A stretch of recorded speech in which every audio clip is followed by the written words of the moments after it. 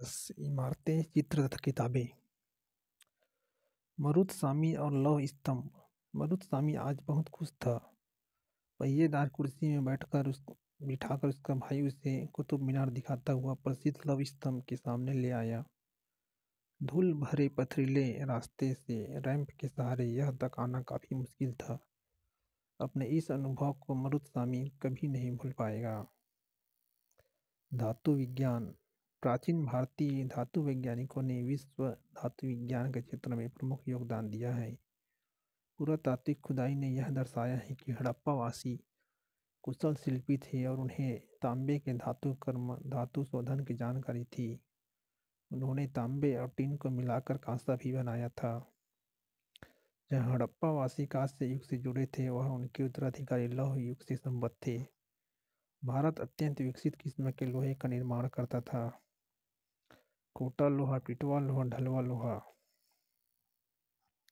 लौह स्तंभ। महरौली, दिल्ली में कुतुब मीनार के परिसर में खड़ा यह लौह स्तंभ भारतीय शिल्पकारों की कुशलता का एक अद्भुत उदाहरण है। इसकी ऊंचाई 7.2 मीटर और वजन 3 टन से भी ज़्यादा है। इसका निर्माण लगभग 1500 साल पहले हुआ।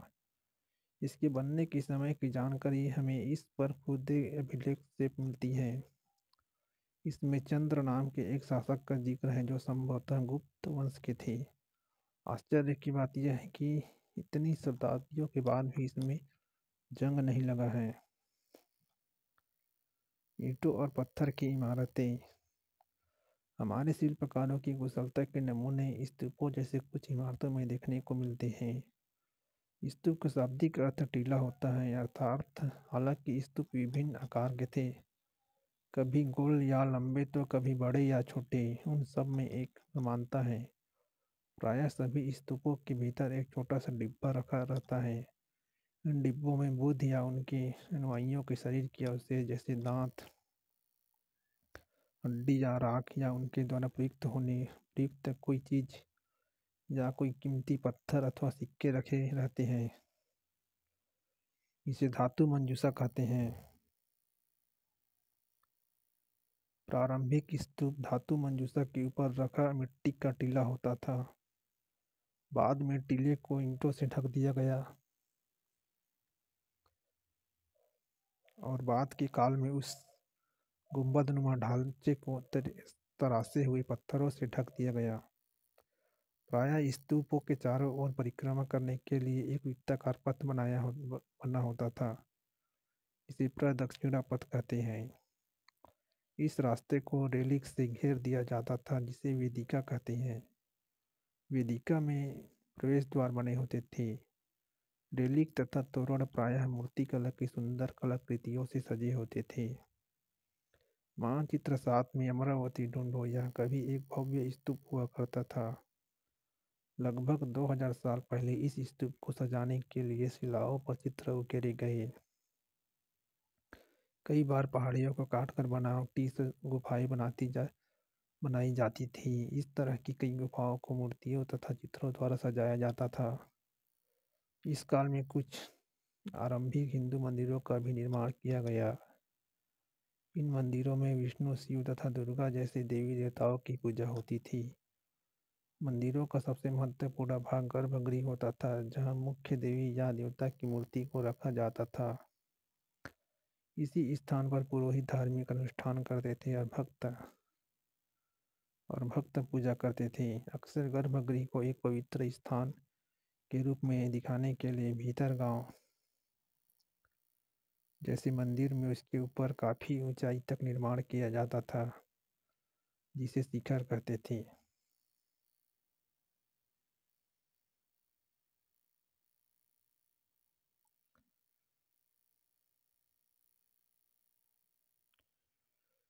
ऊपर सांची का महान स्तूप मध्य प्रदेश। इस तरह के स्तूपों का निर्माण कई सौ सालों तक चलता रहा। इस स्तूप में ईंटों का प्रयोग संभवतः अशोक के जमाने का है, जबकि रेलिंग और प्रवेश द्वार बाद के शासकों के काल में जोड़े गए। बाएं अमरावती की एक शिल्पकृति। इस चित्र को देखकर इसका वर्णन करें।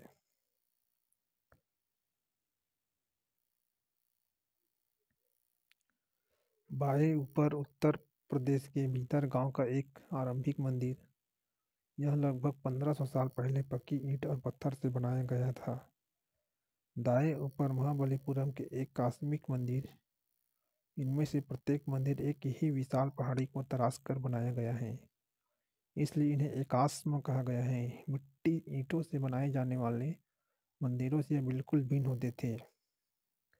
ईंट से बनी इमारतों में नीचे से ईंटों की एक एक तह जोड़ते हुए उसे ऊपर की ओर ले जाते हैं, जबकि चट्टान तराश कर बनाए जाने वाले मंदिरों को पत्थर काटने वाले ऊपर से नीचे के क्रम में बनाते हैं। इन मंदिरों को बनाते समय पत्थर काटने वालों को किन किन समस्याओं का सामना करना पड़ता होगा, इसकी सूची बनाओ। दाएं ऐहोल का दुर्गा मंदिर। यह लगभग 1400 साल पहले बनाया गया।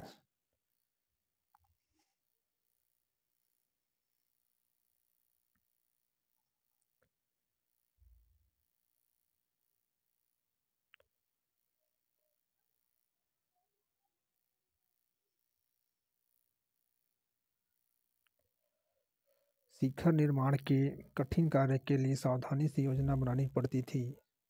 अधिकतर मंदिरों में मंडप नाम की एक जगह होती थी। यह एक सभागार होता था जहाँ लोग इकट्ठा होते थे। मानचित्र 7। महाबलीपुरम और ऐहोल को ढूंढो। इन शहरों में पत्थरों से बने कुछ उत्कृष्ट मंदिर हैं। उनमें से कुछ यहाँ दिखाए गए हैं। स्तूप तथा मंदिर किस तरह बनाए जाते थे? स्तूपों तथा मंदिरों को बनाने की प्रक्रिया में कई अवस्थाएं आती थी। इसके लिए काफ़ी धन खर्च होता था, इसलिए आमतौर पर राजा या रानी ही इन्हें बनवाने का निश्चय करते थे। पहला काम अच्छे किस्म के पत्थर ढूंढकर शिलाखंडों को खोदकर निकालना होता था। फिर मंदिर या स्तूप के लिए सोच विचार कर तय किए गए स्थान पर शिलाखंडों को पहुंचाना होता था। यह पत्थरों को काट या छाँट कर तराशने के बाद खंभों, दीवारों की चौखटें, फर्शों तथा छतों का आकार दिया जाता था। इन सब के तैयार हो जाने पर सही जगह पर उन्हें लगाना काफ़ी मुश्किल का काम था। बाएं उड़ीसा का जैन मठ। एक पहाड़ी को खोदकर इस 2 मंजिली इमारतों को बनाया गया है।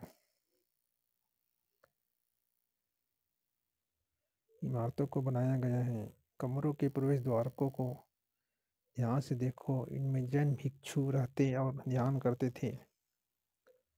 और यह दिखाई गई गुफाओं में क्या अंतर है? राष्ट्रीय संग्रहालय नई दिल्ली से एक मूर्ति का चित्र। क्या तुम यह देख पा रहे हो कि किस प्रकार गुफाओं की खुदाई की गई होगी?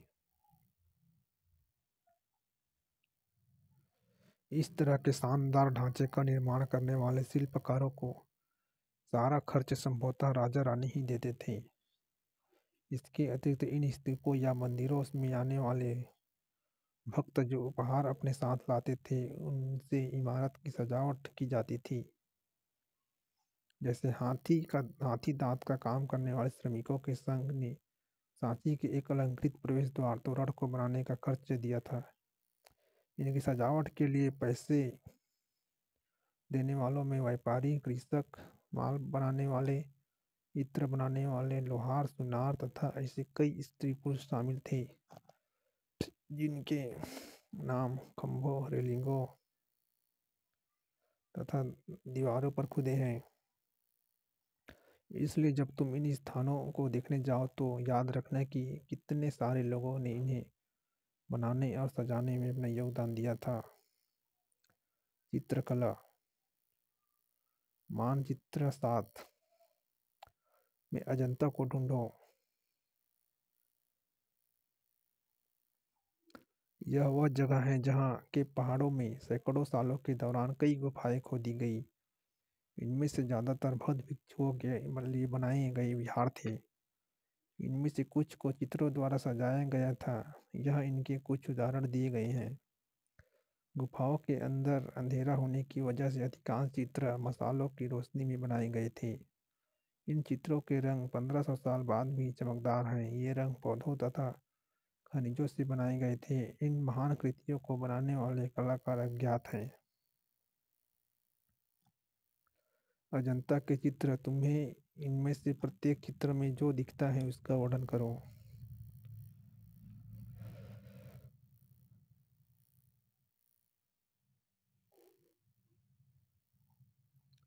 पुस्तकों की दुनिया।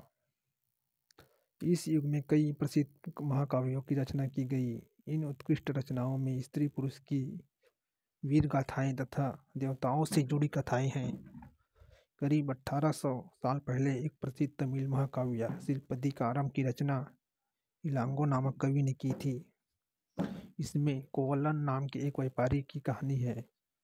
वह पुहार में नहाता था। अपनी पत्नी कन्नगी की उपेक्षा कर वह एक नर्तकी माधवी से प्रेम करने लगा। बाद में वह और कन्नगी पुहार छोड़कर मदुरई चले गए। वह पांड्य राजा के दरबारी जौहरी ने कोवलन पर चोरी का झूठा आरोप लगाया। इस पर राजा ने उसे प्राणदंड दे दिया। कन्नगी, जो अभी भी उससे प्रेम करती थी, इस अन्याय के कारण दुख और रोष से भर गई। उसने मदुरई शहर का विनाश कर डाला। शिल्पदिकारम से लिया गया एक वर्णन। यह कवि ने कन्नगी के दुख का इस तरह वर्णन किया है। ओ मेरा दुख तो देखो, तुम मुझे सांत्वना तक नहीं दे सकते। क्या यह सही है कि विशुद्ध सोने से भी सुंदर तुम्हारी शरीर बिना धूल से सना यूं ही पड़ा है। यह कहाँ कन्या है गोधूली की इस स्वर्णिम आभा में। फूलमाला से ढके सुंदर वक्ष स्थल वाले तुम जमीन पर गिरे पड़े हो। मैं अकेली असहाय और हताश होकर खड़ी हूँ। क्या ईश्वर नहीं है? क्या इस देश में ईश्वर नहीं है? पर क्या उस स्थान पर ईश्वर रह सकता है जहाँ के राजा की तलवार निर्दोष नवागंतुक के प्राण ले लेते हैं? क्या ईश्वर नहीं है? नहीं है। एक और तमिल महाकाव्य मणिमेखलाई को करीब 1400 साल पहले सतनार द्वारा लिखा गया। इसमें कोवलन तथा माधवी की बेटी की कहानी है। ये रचनाएं कई सदियों पहले ही खो गई थी। उनकी पांडुलिपियां दोबारा लगभग 100 साल पहले मिली। अन्य लेखक जैसे कालिदास, जिनके बारे में अध्ययनों में पढ़ा है, संस्कृत में लिखते थे। पुरानी कहानियों का संकलन तथा संरक्षण। हिंदू धर्म से जुड़ी कई कहानियाँ जो बहुत पहले से प्रचलित थी, इसी काल में लिखी गई। इनमें पुराण भी शामिल है। पुराण का शाब्दिक अर्थ है प्राचीन। पुराणों में विष्णु, शिव, दुर्गा या पार्वती जैसे देवी देवताओं से जुड़ी कहानियाँ हैं। इन देवी देवताओं की पूजा की विधियाँ दी गई हैं। इसके अतिरिक्त इनमें संसार की सृष्टि तथा राजाओं के बारे में भी कहानियाँ हैं। अधिकतर पुराण सरल संस्कृत श्लोक में लिखे गए हैं, जिससे सब उन्हें सुन और समझ सके। पुराणों का पाठ पुजारी मंदिरों में किया करते थे, जिसे लोग सुनने आते थे। दो संस्कृत महाकाव्य महाभारत और रामायण लंबे अरसे से लोकप्रिय रहे। तुममें से भी कुछ बच्चे इन कहानियों से परिचित होंगे। महाभारत कौरवों और पांडवों के बीच युद्ध की कहानी है। इस युद्ध का उद्देश्य पुरु वंश की राजधानी हस्तिनापुर की गद्दी प्राप्त करना था। यह कहानी तो बहुत ही पुरानी है, पर आज जिसे हम जिस रूप में जानते हैं वह करीब 1500 साल पहले लिखी गई। माना जाता है कि पुराणों और महाभारत दोनों को ही व्यास नाम के ऋषि ने संकलित किया था। महाभारत में भगवत गीता भी है।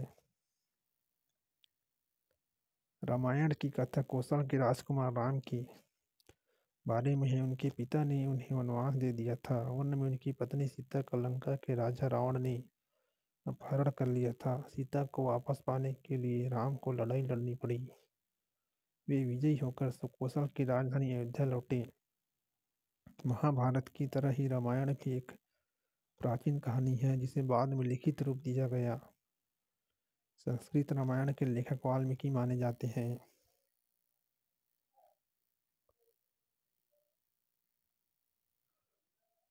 मेघदूत का एक श्लोक।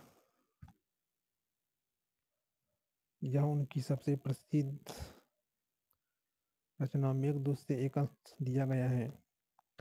यह एक विरही प्रेमी बरसात के बादल को अपना संदेश वाहक बनाने की कल्पना करता है। देखो इसमें किस तरह कवि ने बादलों को उत्तर की ओर ले जाती ठंडी हवा का वर्णन किया है। तुम्हारे बौछारों में तुम्हारे बौछारों से मुलायम हो उठी मिट्टी की भीनी खुशबू से भरे हाथियों की सांस में बसी जंगली गुलर को पकाने वाली शीतल बयार तुम्हारे साथ धीरे धीरे बहेंगी। क्या तुम्हें लगता है कि कालिदास को प्रकृति प्रेमी कहा जा सकता है?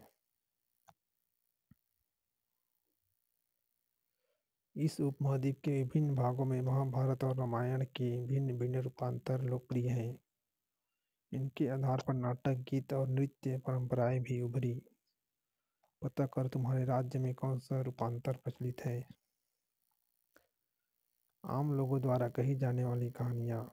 आम लोग भी कहानियाँ कहते थे, कविताओं और गीतों की रचना करते थे, गाने गाते थे, नाचते थे या नाटकों को खेलते थे। इनमें से कुछ तो इस समय के आसपास जातक और पंचतंत्र की कहानियों के रूप में लिखकर सुरक्षित कर लिए गए। जातक कथाएं तो अक्सर स्तूपों की रेलिंगों तथा जनता के चित्र में दर्शाई जाती थी। इनमें से एक कहानी अगले पृष्ठ पर दी गई है।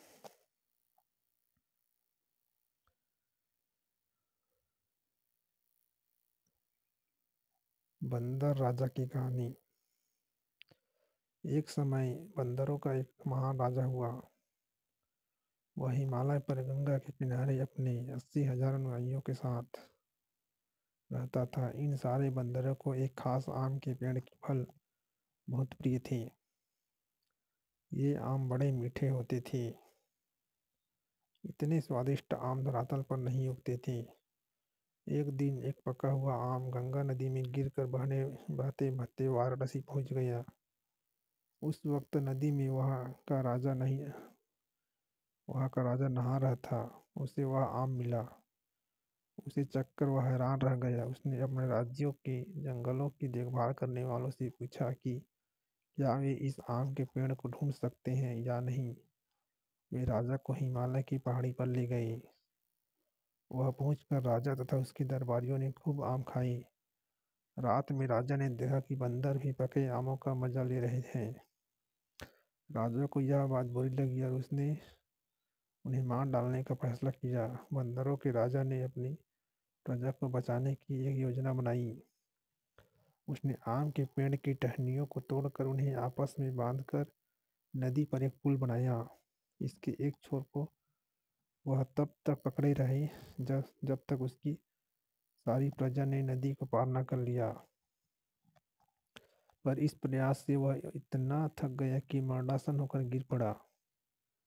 राजा ने जब यह सब देखा तो उसे बंदर राजा को बचाने की काफी कोशिश की, पर वह सफल नहीं हुआ।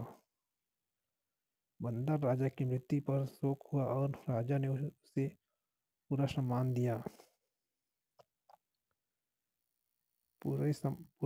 दिया। मध्य भारत में भरहुत के एक स्तूप से मिले एक पत्थर पर उकेरे गए चित्र में इसे दिखाए गए हैं। मध्य भारत में भरहुत के एक स्तूप से मिले एक पत्थर पर उसे दिखाए गए हैं। ये है भरहुत के एक स्तूप में जो भी कहानी दिया रहता है वो भी किसी स्तूप वगैरह से कुछ भी जानकारी से जुड़ा रहता है। क्या तुम बता सकते हो कि इसमें कहानी का कौन सा हिस्सा दिखाया गया है? यह हिस्सा क्यों चुना गया होगा? यह हिस्सा इस स्तूप में दिखाए गए चित्र को समझाने के लिए बताया होगा। विज्ञान की पुस्तकें। इसी समय गणितज्ञ तथा खगोल शास्त्री आर्यभट्ट ने संस्कृत में आर्यभट्टी नामक पुस्तक लिखी। इसमें उन्होंने लिखा कि दिन और रात पृथ्वी के अपनी धुरी पर चक्कर काटने की वजह से होता है, जबकि लगता है कि रोज सूर्य निकलता है और डूबता है। उन्होंने ग्रहण के बारे में भी एक वैज्ञानिक तर्क दिया। उन्होंने वृत्त की परिधि को मापने की भी विधि ढूंढ निकाली, जो लगभग उतनी ही सही है जितनी कि आज प्रयुक्त होने वाली विधि। वराह मिहिर, ब्रह्मगुप्त और भास्कराचार्य कुछ अन्य गणितज्ञ और खगोलवेत्ता थे जिन्होंने कई खोजें की इनके बारे में और पता लगाओ। शून्य शून्य अंकों का प्रयोग पहले से होता रहा, पर अब भारत के गणितज्ञों ने शून्य के लिए एक नए चिन्ह का आविष्कार किया। गिनती की यह पद्धति अरबों द्वारा अपनाई गई और तब यूरोप में भी फैल गई। आज भी यह पूरी दुनिया में प्रयोग की जाती है। रोम के निवासी शून्य का प्रयोग किए बगैर गिनती करते थे। उसके बारे में और भी जानकारी हासिल करने की कोशिश करो। आयुर्वेद आयुर्वेद चिकित्सा विज्ञान की एक विख्यात पद्धति है जो प्राचीन भारत में विकसित हुई। प्राचीन भारत में आयुर्वेद के दो प्रसिद्ध चिकित्सक थे, चरक प्रथम द्वितीय शताब्दी ईस्वी और सुश्रुत चौथी शताब्दी ईस्वी। चरक द्वारा रचित चरक संहिता औषधि शास्त्र की एक उल्लेखनीय पुस्तक है। अपनी रचना चरक सुश्रुत संहिता में सुश्रुत ने शल्य चिकित्सा की विधियों का विस्तृत वर्णन किया। तुम एक मंदिर के मंडप में बैठे हो, अपने चारों तरफ के दृश्य का वर्णन करो। धातुओं के प्रयोग पर जिन अध्यायों में चर्चा हुई है उनकी सूची बनाओ। पृष्ठ 104 पर लिखी कहानी को पढ़ो। बंदर राजा कैसे भिन्न या समान था। और भी जानकारी इकट्ठा कर किसी महाकाव्य से एक कहानी सुनाओ।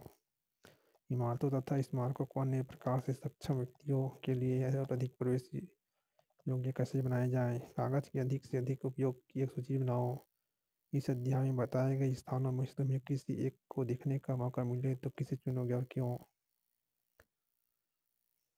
कुछ महत्वपूर्ण तिथियां।